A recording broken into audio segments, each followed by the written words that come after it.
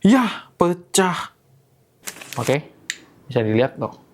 Jadi ini udah jelas, ini bukan stainless steel murni. Dia pakai zinc alloy atau ya tadi, tembaga campuran. Oke, sekarang balik lagi, dari tadi udah kebuka kan ini mesinnya. Kalian pasti udah penasaran nih mesinnya mesin apa. Tapi sebelum mesin, gue mau bahas soal baterai. Dia tulis sih Japan STD ya, Japan Standard means di sini. Mereknya SSUO. Gue udah sering banget lihat baterai kayak gini. Jadi kalau kalian lihat baterai-baterai rencengan yang satu baterai mungkin harganya ya satu renceng bisa cuma 3.000, 5.000. Nah, dia pakai baterai-baterai seperti itu. Dan baterai yang tadi dia masukkan ke sini adalah, nah, baterai-baterai yang dia masukkan ke sini sama yang ini tuh persis sama. Jadi ya dia bikin baterai sendiri, tapi ya ini ketahuan banget ini maklon. Dari mana lagi kalau bukan China pastinya. Balik lagi, mesinnya mesin apa nih? Dia kan kalau yang divernya tadi ada tulisan Japan ya, JPN. Kalau ini kan nggak ada tulisan JPN dari tadi. Mari kita lihat dia pakai mesinnya mesin kaliber apa ini. Nah, ini movementnya dia tulis di sini SL25. SL25 ini adalah movement China. Biasa kita bilangnya mesin kaleng, dan dia ada SL68, SL28, itu sama semua, itu mesin China. Dan dia betul di jam perempuannya dia tidak tulis trademark Japannya tadi itu, dia hilangkan semua karena ya memang tidak ada unsur mesin Jepang di jam tangan yang LED di sini ya. Ini purely China, walaupun dia China-nya kalau kalian sering lihat movement gini dia niru pasti dari konfigurasi si ETA, tapi kualitasnya pasti beda jauh. Jadi jangan berharap terlalu banyak sekali lagi untuk price range segini. Dan ini gue akan coba.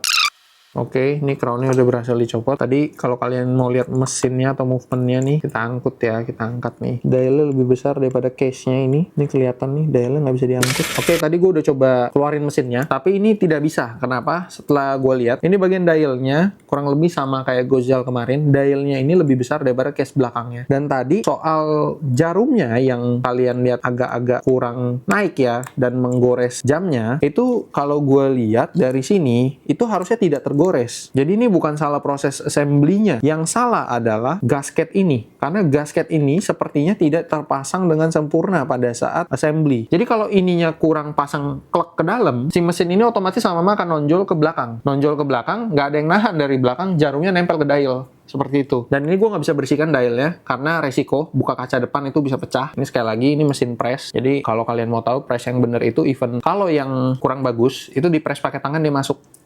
Nah, tuh. Ini udah masuk tuh. Ini yang pertama, kita lanjut ke jam yang berikutnya. Kalau ini kurang lebih sama ya. Gue udah dari feel-nya nih. Kita tadi udah buka yang bentuknya oval. Sekarang kita buka yang bentuknya persegi. Ini kita nggak perlu tes segala macam. Mesinnya gue yakin kurang lebih sama. Karena gue mau langsung lanjut ke yang diver version sama yang submariner version. Langsung aja kita tes pakai magnet. Ini udah ketahuan jelas. Oke, rantainya nempel ya. Dan case-nya juga gue yakin ini pasti nempel sih. Tuh. Oke. Magnetnya nahan, dimana di jam Swiss ini tidak akan pernah terjadi. Itu jadi sekali lagi ini materialnya sama case-nya, gue nggak usah buka, udah pasti itu, udah hal yang pasti. Untuk price range segini, gue rasa cukup ya, dan sebenarnya bisa diimprove lagi, dimana diimprove QC-nya. Kenapa? Karena tadi nih, gue lihat nih ada bekas debu atau bekas ini sentuhan tangan biasanya di kacanya nih, kaca dalam. Cuman untuk jam segini ya kalian jangan berharap banyak seperti gue bilang. Sepertinya videonya udah terlalu panjang untuk yang jam tangan wanita atau ladies watch ini. Jadi kita bikin 2 part saja. Satu part lagi nanti akan ada review dan kita bedah jam tangan yang main-nya, yang GMT dan yang diver. Kita akan bedah semua. Jadi buat yang penasaran, buat para pria nih khususnya yang penasaran, coba komen di bawah.